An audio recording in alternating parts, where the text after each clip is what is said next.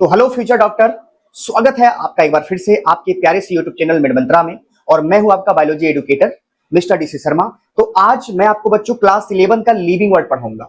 अगर आप क्लास 11 में हैं तो नीट की बायोलॉजी आज से मैं शुरू कर रहा हूं, जिसमें मैं आपको लिविंग वर्ड की मास्टर द एनसीईआरटी कराऊंगा। और इसके बाद आपको एनसीईआरटी पढ़ने में बहुत ही मजा आने वाला है। इसमें मैं आपको एडवांस लेवल तक लेके जाऊंगा। तो चलिए शुरू करते हैं। तो बच्चों, ये क्लास 11 का पहला चैप्टर है और इसमें हम अपन को जो बेटा पढ़ना है वो पढ़ना है diversity in the living world.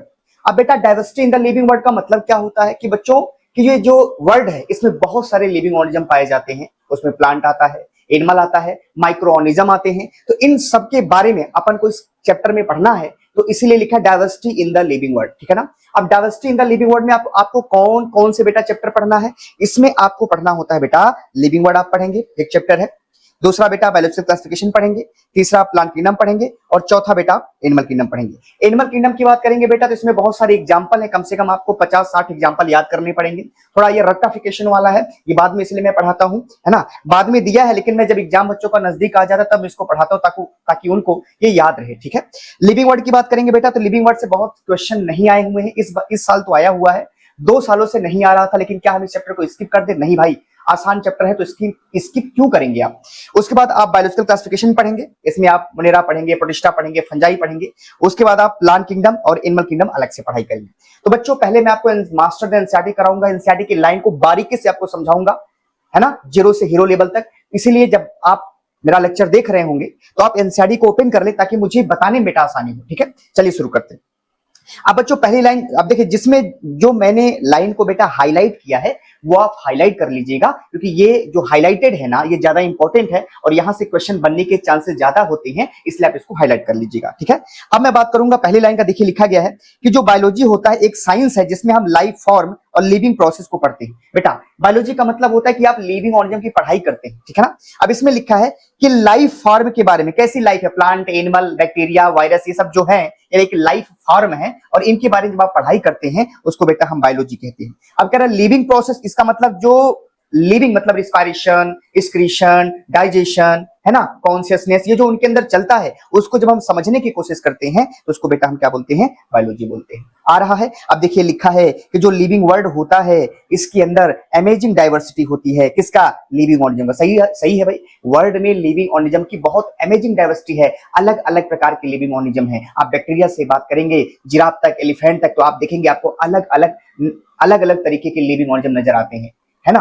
आप एक फॉरेस्ट में चले जाइए तो आपको बहुत सारे एनिमल, कीड़े, इंसेक्ट, है ना, बैक्टीरिया तो बेटा दिखाई नहीं देता है, लेकिन अगर आप बैक्टीरिया के भी पढ़ने की कोशिश करेंगे तो माइक्रोस्कोपिक जब वर्ड में जाएंगे तो बैक्टीरिया की भी बहुत सारी पॉपुलेशन पाई जाती है। इसका मतलब जो लिविंग वर्ड है, ये जो संसार है जिसमें लिविंग रहते हैं वो एक टाइप के नहीं रहते हैं, वो एक अमेजिंग है, अलग अलग टाइप के लिविंग ऑर्गेनिज्म रहते हैं। ये लाइन कह रही है। अब कह रहा है बेटा कि हर एक अर्ली जो मैन होते थे, जो पुराने आदमी होते थे, जो पुराने जमाने में रहते थे, वो इन एनिमेट मैटर और लिविंग ऑर्गेनिज्म को जानते थे।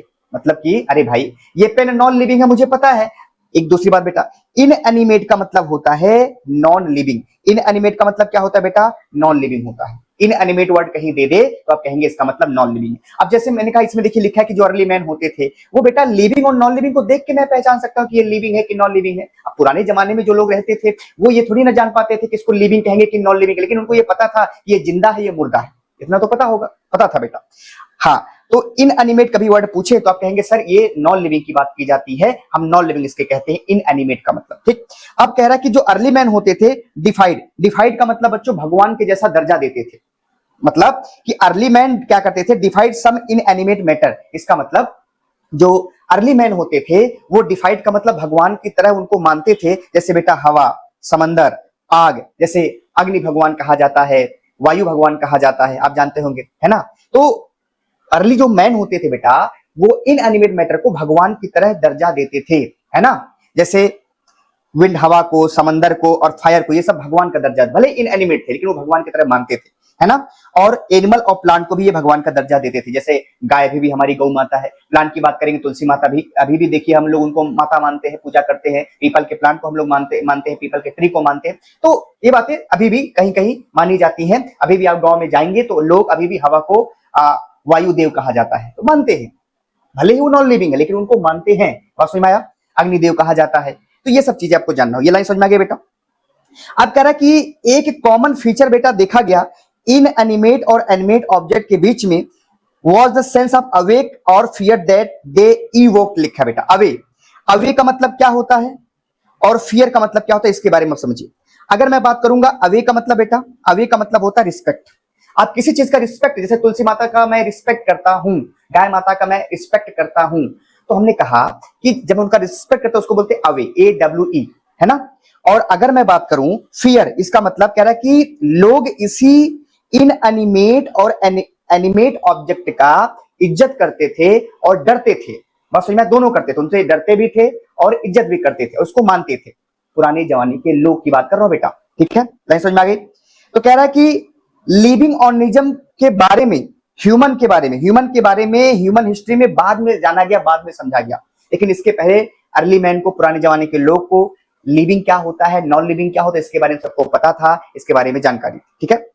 इसके बाद बेटा क्या हुआ कि जो सोसाइटी थी उनका एक मत था एंथ्रोपोसेंट्रिक व्यू ऑफ बायोलॉजी, जिसमें वो बायोलॉजिकल नॉलेज के बारे में जानकारी लेना चाहते थे।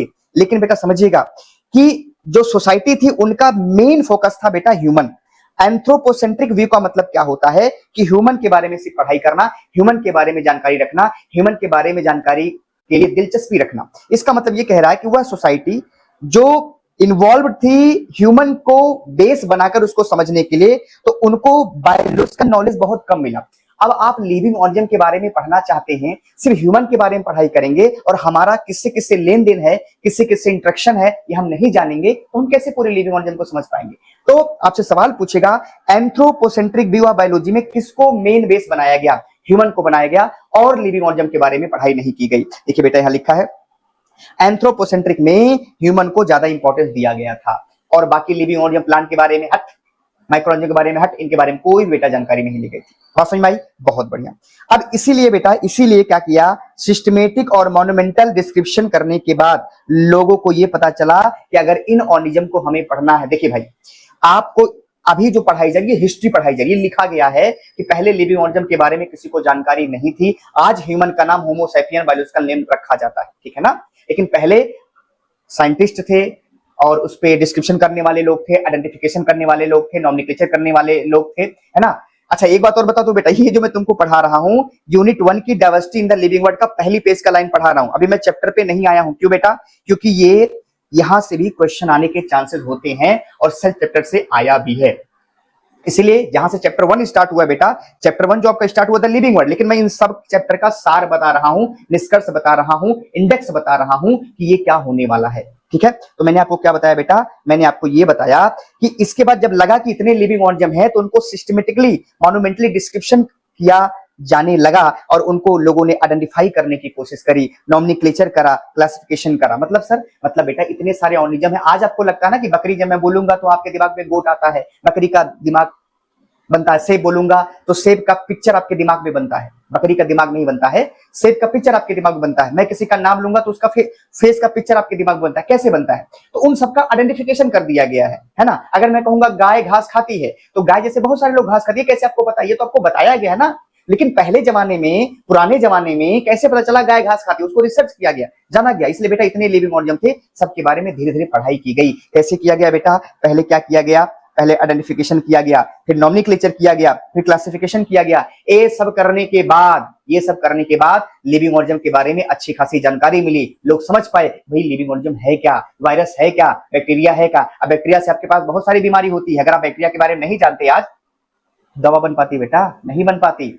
वायरस, जब देखिए कोरोना वायरस आया था ना भाई, तो उसके बारे में जानकारी थी तब तो उसको खत्म किया गया, अगर नहीं खत्म होता। इसलिए बेटा इन सब के बारे में पढ़ना जरूरी था और पढ़ा गया, इस पे हमने काबू पाया। और आज देखिए सबसे बड़ा जो पावरफुल ऑर्गेनिज्म है वो ह्यूमन माना जाता है, क्योंकि उसके पास नॉलेज है और वो अवेयर है हिमसेल्फ से। भी आगे पढ़ाऊंगा नाम लेके आपको, ठीक है। तो बेटा जो बिगेस्ट स्पिन ऑफ था, जो जानकारी इनको मिली बेटा, वो इन्होंने ये देखा कि जो लिविंग ऑर्गेनिज्म होते हैं वो उनके अंदर सिमिलरिटी होती है एक दूसरे से। पहले लोगों को नहीं पता था कि एक ऑर्गेनिज्म दूसरे से सिमिलर है भाई।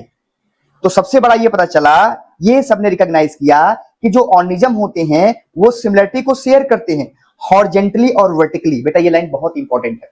सबसे बिगेस्ट ये पता चला कि हर एक ऑर्गेनिज्म एक दूसरे के सिमिलर है, हॉरिजेंटली भी है और वर्टिकली भी है। सर हॉरिजेंटली और वर्टिकली का क्या मतलब होता है, आइए उसी के बारे में आपको बताते हैं। तो हमने कहा बेटा कि अगर मैं बात करूंगा हॉरिजेंटल सिमिलरिटी का, इसका मतलब ये होता है सिमिलरिटी एट सेम लेवल। अरे भाई टाइगर और लायन में सिमिलरिटी क्यों नहीं है, कार्निवोरस है ना, कार्निवोरस है, दोनों कार्निवोरस है ना भाई, मीट खाते हैं।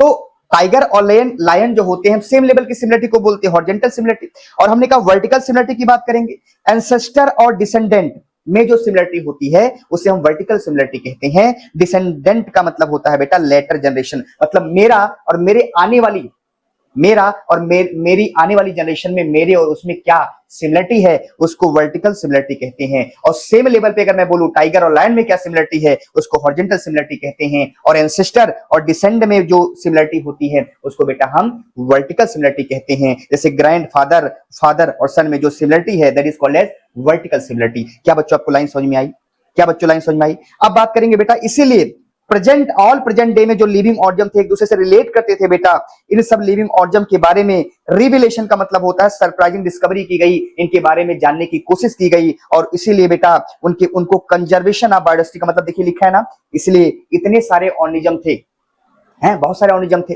तो बहुत सारे इसमें ऑर्गेनिज्म थे, तो कुछ को ऑर्गेनिज्म तो पुराने जमाने में लोग मार देते थे खाने के लिए, भाई उनके पास कुछ तो था ही नहीं। देखिए यहाँ लिखा है कि जितने भी प्रेजेंट डे में लिविंग ऑर्गेनिज्म है बेटा वो एक दूसरे से रिलेट करते हैं, है ना। इसलिए जितने भी लिविंग ऑर्गेनिज्म होते हैं इस धरती पे रहते was revelation which humbled man and led to cultural movement for conservation of biodiversity. इसका मतलब ये है बेटा, रिविलेशन का मतलब होता है सरप्राइजिंग डिस्कवरी। ये सरप्राइज की बात है, इतने लिविंग ऑर्गेनिज्म है जिसको हमें पता नहीं, लेकिन बेटा वो एक दूसरे से कनेक्टेड है। अरे भाई चूहा नहीं रहेगा, अगर चूहा ना रहे तो क्या होगा बताइए, मुझे भी नहीं पता क्या होगा मैंने कहा सांप ना रहे अगर, जैसे आपने सुना होगा कोबरा सांप होता है जो जब किसान खेती करता है, या मैंने कहा उसकी भी छोड़ दीजिए, अर्थवर्म की बात कर लीजिए। अब आप जानते हैं खेतों में फर्टिलाइजर डाला जाता है तो अर्थवर्म की पॉपुलेशन खत्म हो गई है, तो वो फर्टिलाइजर की वजह से मर गया। लेकिन मैंने कहा अगर अर्थवर्म खेतों में रहता है बेटा तो सॉइल की फर्टिलिटी को बढ़ाता है।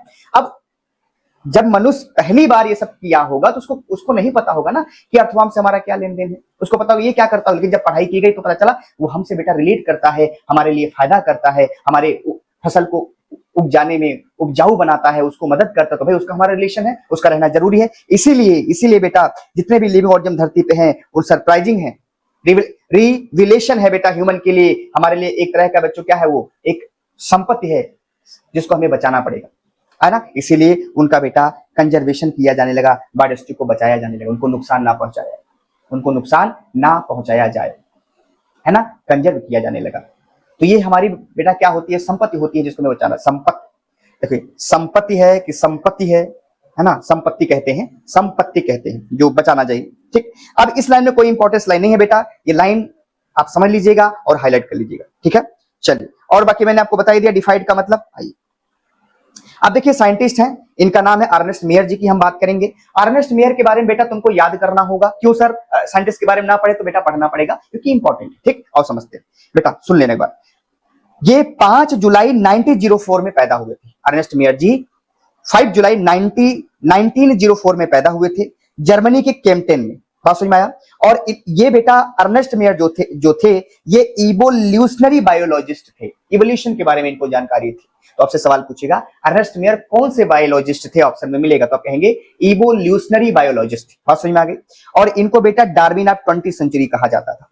डार्विन ऑफ 20th सेंचुरी इसलिए कहा जाता था बेटा क्योंकि चार्ल्स डार्विन के थ्योरी को इन्होंने एक्सप्लेन किया था, बताया था, बहुत सारी चीजें चार्ल्स डार्विन के चीजों को इन्होंने बताया था। आइए समझते कैसे।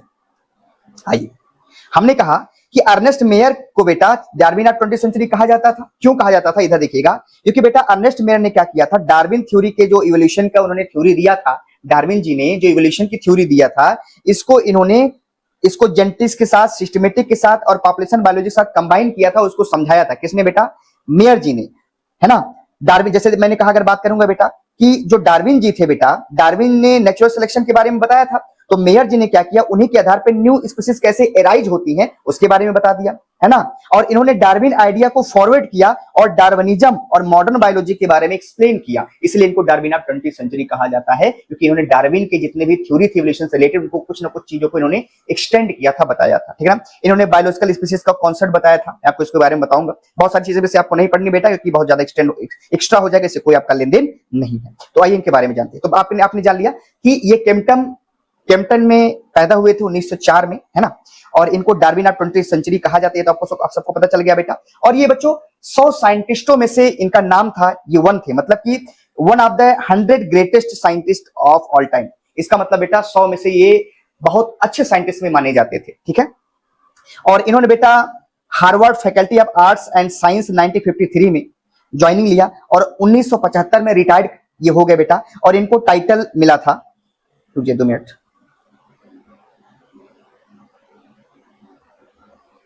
हाँ, इनको टाइटल मिला था Alexander Agassiz professor of zoology emeritus, या इमराइटस कह सकते हैं, इमरिटस बोलिएगा। ये क्या होता है, इनको एक टाइटल का मतलब क्या होता है बेटा, ये इसको समझाता हूं।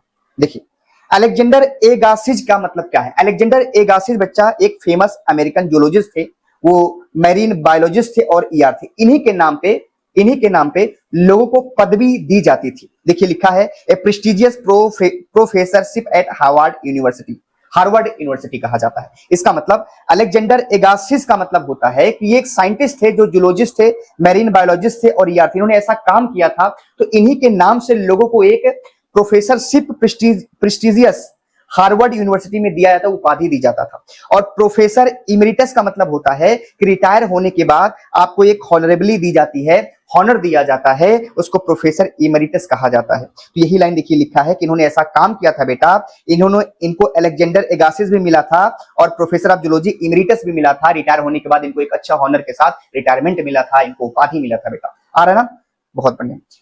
इन्होंने बेटा अपने 80 साल के कैरियर में इन्होंने ऑरेंथोलॉजी के बारे में जाना, टेक्सोनॉमी के बारे में बात किया, जू जियोग्राफी के बारे में बात किया, इवोल्यूशन के बारे में बात किया, सिस्टमेटिक के बारे में बात किया, हिस्ट्री के बारे में बात किया और फिलोसफी ऑफ बायोलॉजी के बारे में बात किया। तो आपसे यहां से क्वेश्चन बन सकता है कि इसमें से किसमें, अगर ये आपसे क्वेश्चन पूछेगा यहां से कि इसमें से एक नाम बदल देगा और पूछेगा किस किस के बारे में मेयर जी ने अपनी जानकारी हासिल की थी, और इसमें से वो आंसर ऑप्शन में नहीं रहेगा, तो आपको टिक करना होगा, ठीक है ना। और इन्होंने बेटा इवोल्यूशनरी बायोलॉजी के बारे में बताया, मैंने आपको पहले बताया है। और इन्होंने बेटा बायोलॉजिकल स्पीसीज के बारे में कॉन्सेप्ट दिया, समझा। बायोलॉजिकल स्पीसीज का मतलब होता है बेटा एक ऐसी स्पीसीज जो आपस में इंटरब्रीड कर सकती हो और अपने तरह बच्चे उत्पन्न कर सकती हो, उसे बायोलॉजिकल स्पीसीज कहते हैं। इसे मैं आपको बताऊंगा आगे। इनको बेटा triple crown of biology award दिया गया था। पहला था बाल्जन प्राइज जो 1983 में दिया गया था। इंटरनेशनल प्राइज फॉर बायोलॉजी 1994 में दिया गया था। क्रेफोर्ड प्राइज 1999 में दिया गया था, है ना। और ये बेटा 100 साल के बाद 2004 में, अपने 100 साल के बाद ये 2004 में खत्म हो गए। बात समझ में आया। तो याद रखिएगा, सवाल पूछेगा मेयर को ट्रिपल क्राउन ऑफ बायोलॉजी दिया गया था। एक था बाल्जन प्राइज, एक था इंटरनेशनल प्राइज ऑफ बायोलॉजी और एक था बेटा क्रेफोर्ड प्राइज इन 1999। ये इंपॉर्टेंट है, याद रखिएगा। चलिए अब कुछ बेटा सवाल कर लेते हैं हम लोग।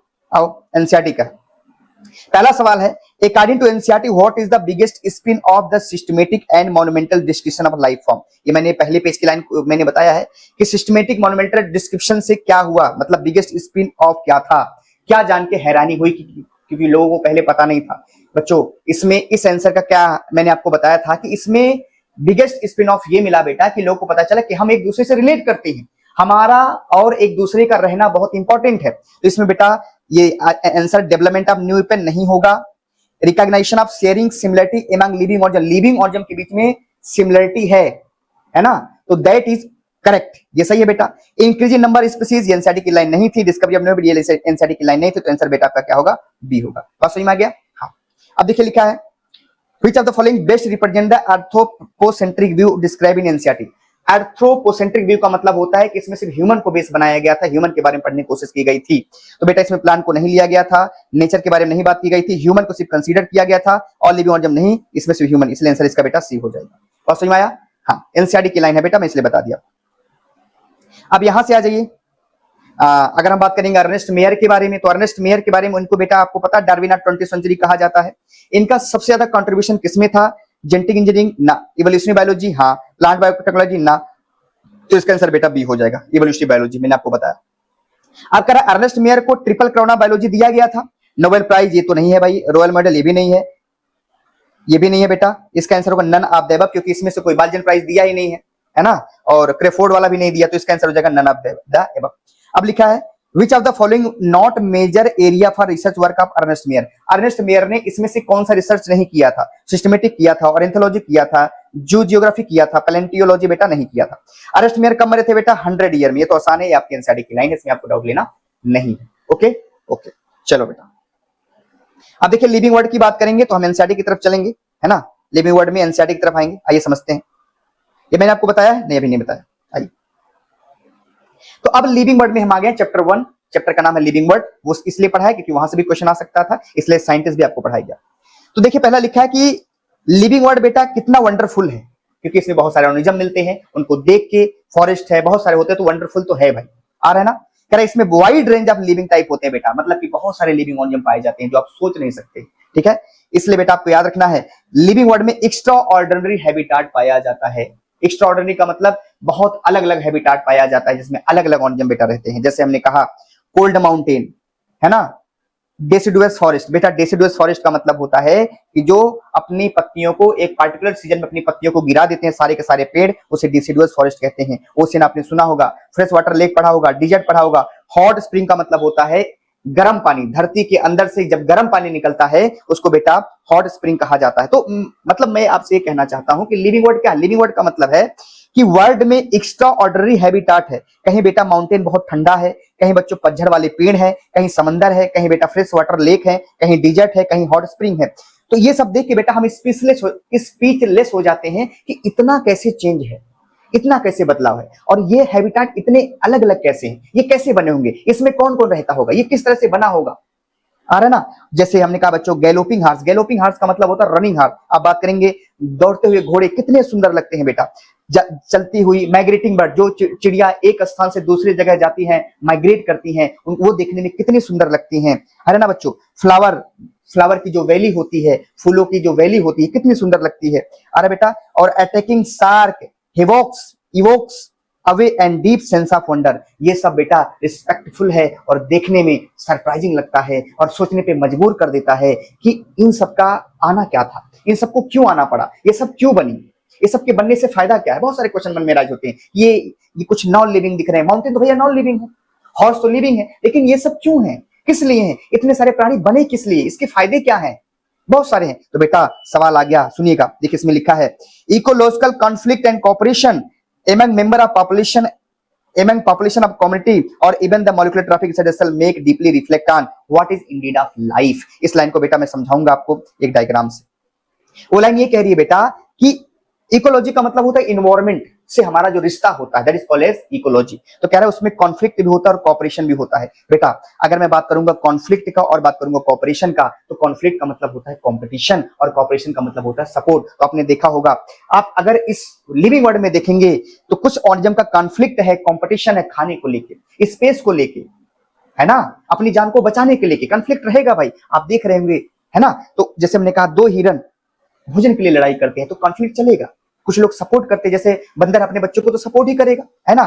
कॉपरेशन का मतलब होता है बेटा जो आंट होती हैं एक दूसरे के खाने को लाने के लिए सपोर्ट करती हैं। और एमंग पॉपुलेशन की बात करेंगे, देखिए लिखा है एमंग मेंबर ऑफ पॉपुलेशन, मतलब सेम मेंबर के बीच में कंपटीशन है और सपोर्ट भी है। और पॉपुलेशन के बीच में बेटा कॉपरेशन भी है और कॉन्फ्लिक्ट भी है। कॉपरेशन का मतलब जैसे बीज जो पॉलिनेशन में मदद करती है फ्लावर के बीच में, तो हमने कहा फ्लावर और बीज के बीच में ये दोनों अलग अलग पॉपुलेशन के लोग हैं, इनके बीच में क्या कॉपरेशन है। और फिर बेटा आप देखेंगे लायन को डियर को खाने, आपको पता है लायन डियर को खाता है, डियर लायन को नहीं खाता है, तो ये क्या है बेटा, ये कॉन्फ्लिक्ट है। लाइन मतलब ये कहना चाहती है, लाइन वही है बेटा, वही लाइन एग्जैक्ट समझिएगा कि कॉन्फ्लिक्ट और cooperation among member of population same species और डिफरेंट स्पीसीज के बीच में देखी जाती है। मतलब इस लिविंग वर्ड में पॉपुलेशन के बीच में, मतलब कि सेम स्पीसीज के बीच में कंपटीशन और कॉपरेशन देखा जाता है और डिफरेंट स्पीसीज के बीच में कंपटीशन और कॉपरेशन देखा जाता है। अगर आप बात करेंगे दो डियर का, ये सेम स्पीसीज है, इनके बीच में क्या चल रहा है, कंपटीशन खाने को लेके। और आप आंट की बात करेंगे, इनके बीच में कॉपरेशन चल रहा है। और डिफरेंट स्पीसीज की बात करेंगे तो आप बताइए फ्लावर और बी के बीच में, हनी बी के बीच में क्या चल रहा है, कॉपरेशन चल रहा है, पॉलिनेशन कराता है हनी बी। लेकिन बेटा कॉन्फ्लिक्ट आप देखेंगे डिफरेंट स्पीसीज में तो चल रहा है ना बेटा, कॉन्फ्लिक्ट चल रहा है, लायन डियर को खाने की कोशिश करता है, क्यों? पेट भरना है। बात समझ में आई? और फिर लिखा है molecular traffic inside a cell, एक सेल के अंदर मॉलिक्यूल का ट्रैफिक जो है वो देख के हमारे मन में सवाल आता है कि लाइफ का जरूरत क्या है, what is Indeed of life. बात समझ में आया कि लाइफ का जरूरत क्या है, लाइफ आई कैसे, लाइफ का मकसद क्या है बेटा। जैसे हमने कहा बॉडी में हमारे अंदर चलता है ना, डीएनए से आरएनए बनता है, आरएनए से प्रोटीन बनता है, एनर्जी बनती है, न्यूट्रिएंट्स एंट्री मारता है, तो ये सब जो मॉलिक्यूलर ट्रैफिक है सेल के अंदर, लिविंग के अंदर होता है ना बेटा मॉलिक्यूलर ट्रैफिक, तो ये सब क्यों है, इसी रीजन की बात हम करेंगे। आ रहा है ना? अब उसी लाइन को बेटा मैं आपको समझा देता हूं। तो व्हाट इज लाइफ का क्या मतलब है, तो इसमें कहा बेटा दो क्वेश्चन अराइज होता है। एनसीईआरटी ने लिखा है कि जो पहला क्वेश्चन होता है वो बेटा टेक्निकल है और दूसरा बेटा फिलोसफिकल है। टेक्निकल ये है कि लिविंग और नॉन लिविंग में अंतर क्या है, ये टेक्निकल है, इसका जवाब हम दे पाएंगे। एनसीईआरटी ने लिखा है what is living as opposed to the non living, जो लिविंग होता है नॉन लिविंग को क्यों अपोज करता है, जो लिविंग होता है वो नॉन लिविंग को क्यों अपोज करता है, क्या मतलब है, ये भी बताऊंगा। और दूसरा क्वेश्चन है बेटा जो फिलोसफिकल है, what is purpose of life, life का पर्पस क्या है। मैं आपसे पूछूं या आप हमसे पूछें कि भाई सर आप यहाँ क्यों आए हैं, आप यहाँ क्यों पैदा किए हैं, तो मैं तो ये बोलूंगा मेरे मम्मी पापा मुझे लेके आए, आप भी बोलेंगे मेरे मम्मी पापा मुझे लेके आए, लेकिन मैं पूछूं कि आपका यहाँ आने का मतलब क्या है, तो आपके पास इसका जवाब नहीं है। आप कहेंगे मैं मुझे मम्मी पापा लेके आए हैं, मैं उनका सेवा करना चाहता हूं, ये सब सवाल नहीं है बेटा। ये है कि हमारा यहाँ अस्तित्व क्या है, ह्यूमन की पॉपुलेशन का अस्तित्व क्या है, क्या मतलब है इसका, कि हम पॉपुलेशन बढ़ाने आए हैं, कि धरती पे हम बोझ बन के आए हैं, तो इसका जवाब हमारे पास नहीं है। फिलॉसफी वाले अच्छा जवाब दे देंगे, बाबा लोग आपको अच्छा बता देंगे, जैसे आप बात करेंगे। अगर डिफरेंट जो पीपल होते हैं बेटा उनका डिफरेंट बिलीव होता है, अलग अलग जो धर्म के लोग होते हैं उनका अलग अलग बिलीव होता है कि भगवान ने हमें बनाया है ना, इन सबका अलग अलग। लेकिन बेटा साइंस के पास इसके पास साइंस जो हमारी है ना, इसके पास इसका जवाब नहीं है कि हमारा यहाँ आने का क्या मकसद है, इसका जवाब हमारे पास नहीं है। तो इसलिए हम इसकी बात बेटा नहीं आंसर करेंगे, हम फिलोसफिकल के बारे में बात नहीं करेंगे, हम बात करेंगे बेटा टेक्निकल के बारे में। और टेक्निकल के बारे में हम बात करेंगे बस एक सवाल कि लिविंग और नॉन लिविंग में क्या अंतर होता है। सबको पता है बेटा लिविंग नॉन लिविंग में क्या अंतर होता है। तो इस चैप्टर में हम बेटा पहले पढ़ेंगे लिविंग क्या होता है, किसको लिविंग कहेंगे, किसको नॉन लिविंग कहेंगे, फिर उनके बारे में क्राइटेरिया लेके चलेंगे। उसके बाद हम बेटा इसमें हम कुछ ऑर्गेनिज्म के बारे में पढ़ेंगे कि उनको नाम कैसे दिया गया, उनको आइडेंटिफाई कैसे दिया गया, रूल्स क्या होते हैं, और जो नाम देता है वो कौन कौन से लोग हैं, ये सब इस चैप्टर बेटा हम पढ़ेंगे। ठीक है, बात समझ में आ गई इतने? तो ये एनसीईआरटी लाइन आपको मैंने समझा दिया है ना। चलिए अब हमें दूसरे पेज पे जाना पड़ेगा बेटा, क्योंकि ये हमारा दूसरा पहला पेज था। अब हम दूसरे पेज में आते हैं, है ना। अब हम दूसरे पेज में आते हैं और इस पेज को आपको हम समझाते हैं। चलिए वो लाइन हमारा खत्म हो गया बेटा, अब इधर आ जाइए। अब यहां से पढ़ेंगे तो पहले आपको जानना होगा एक लाइन, आप समझिए लिविंग क्या है। अब देखिए यह सवाल यहां से स्टार्ट हो रहा है, व्हाट इज लिविंग। अरे सवाल बेटा व्हाट इज लिविंग से स्टार्ट हो रहा है कि लिविंग क्या है। तो बेटा हम लिविंग के बारे में अगर जानकारी लेंगे कि लिविंग क्या, तो भाई देखिए जब आप छोटे थे, जब आप क्लास 10th में थे या सॉरी जब आप एलकेजी में यूकेजी में रहेंगे तो लिविंग नॉन लिविंग तो बताया नहीं गया होगा। लेकिन जब आप 3rd 4th 5th आप बोलेंगे लिविंग होगा तो सांस लेगा, लिविंग नॉन लिविंग होगा तो सांस नहीं लेगा, लिविंग होगा तो मूव करेगा, नॉन लिविंग हो तो मूव नहीं करेगा। तो ये सब चीजें जो आपको बचपन में पढ़ाई गई थी। लेकिन अब जब आप नीट के बेस से देखेंगे, नीट के वे से देखेंगे, थोड़ा सा बेटा आपको अलग समझाया जाता है, फील कराया जाता है। अब कोई बच्चा जैसे बोल दे कि लिविंग रिस्पायरेशन करते, तो भाई मशीन भी तो रिस्पायरेशन करती है, आपने देखा होगा हवा वो लेती है, राइट, तो रिस्पायरेशन कर ही रही है। अब आप कहेंगे लिविंग चलता है तो नॉन लिविंग भी चल रहा है, कार भी तो चल रहा है, तो हमें ऐसी क्राइटेरिया लिविंग का लेना है तो नॉन लिविंग के बस की बात ना हो, इसको नॉन लिविंग ना करता हो। ठीक, तो देखिए अगर पूछे डिफाइनिंग प्रॉपर्टी क्या है बेटा, तो आप डिफाइनिंग प्रॉपर्टी का मतलब होता है कि property of organism with no exception. मतलब डिफाइनिंग प्रॉपर्टी का मतलब है अगर मान लीजिए कहा जाए कि मनुष्य की डिफाइनिंग प्रॉपर्टी है 10 उंगलियां हाथ में, 10 उंगलियां पैर में, ये हर एक मनुष्य के पास पाया जाता है। अगर मान लीजिए बेटा 140 करोड़ जनसंख्या की अगर इंडिया की बात करें, 140 करोड़ जनसंख्या में 1000 लोग या 2 लाख लोग ऐसे पाए गए जिनके पास 15 उंगली हाथ में है और 15 उंगली क्या है बेटा पैर में, तो ये अब हमारा डिफाइनिंग प्रॉपर्टी नहीं है। अब इसमें एक्सेप्शन आ गया ना भाई, मतलब किसी भी ऑर्गेनिज्म की एक ऐसी प्रॉपर्टी जिसमें एक्सेप्शन ना हो उसे कहते हैं डिफाइनिंग प्रॉपर्टी। आप सबको पता है मनुष्य की आंख कहां होती है, ये फ्रंटल में होती है, यही होती है, नाक यहां होती है। अब कोई मनुष्य पैदा हुए, 1000 लोग ऐसा पैदा हुए या 2 लाख लोग ऐसा पैदा हुए 140 करोड़ में कि उनकी नाक बेटा पेट में आ गई, तो अब बेटा जो नाक है हमारी डिफाइनिंग प्रॉपर्टी नहीं है, क्योंकि इसमें एक्सेप्शन आ गया। और समझाते हैं, मान लीजिए जब किसी गांव में गए और गांव पे लिखा था यहां कोई भी बंदा यहाँ पे छोटा नहीं है, इस गांव में सब लोग बड़े बड़े हैं, और आपने देखा कि 5 बच्चे ऐसे थे जो बौने थे, तो उस गांव की जो प्रॉपर्टी है लंबाई अब नहीं है, क्योंकि उसमें एक्सेप्शन आ गया। मतलब उस गांव में सारे गांव के लोग लंबे नहीं है, क्योंकि वहां भी छोटे लोग दिखे। तो डिफाइनिंग प्रॉपर्टी का मतलब होता है कि जिसमें कोई भी एक्सेप्शन ना हो। तो अब बेटा आरजीएमसी की बात करेंगे। पहले समझ लीजिए, हम इसी के बेस पे लिविंग नॉन लिविंग के बारे में बात करेंगे। अच्छा, इसके बारे में बात करें, डिफाइनिंग प्रॉपर्टी आपको समझ में आ ही गया। अब हम बात करेंगे reproduction, growth, metabolism, consciousness, cellular organization. R G M double C आप लर्न कर लीजिएगा। आरजीएमडबलसी का मतलब क्या होता है? आर का मतलब लिविंग है तो रिप्रोडक्शन करेगा, लिविंग है उसके अंदर ग्रोथ होगा, लिविंग है तो मेटाबॉलिज्म होगा, लिविंग है तो कॉन्शियसनेस होगा, लिविंग है तो सेलुलर ऑर्गेनाइजेशन होगा। यही टॉपिक हम लेके चलेंगे, क्योंकि आपकी एनसीईआरटी ने ये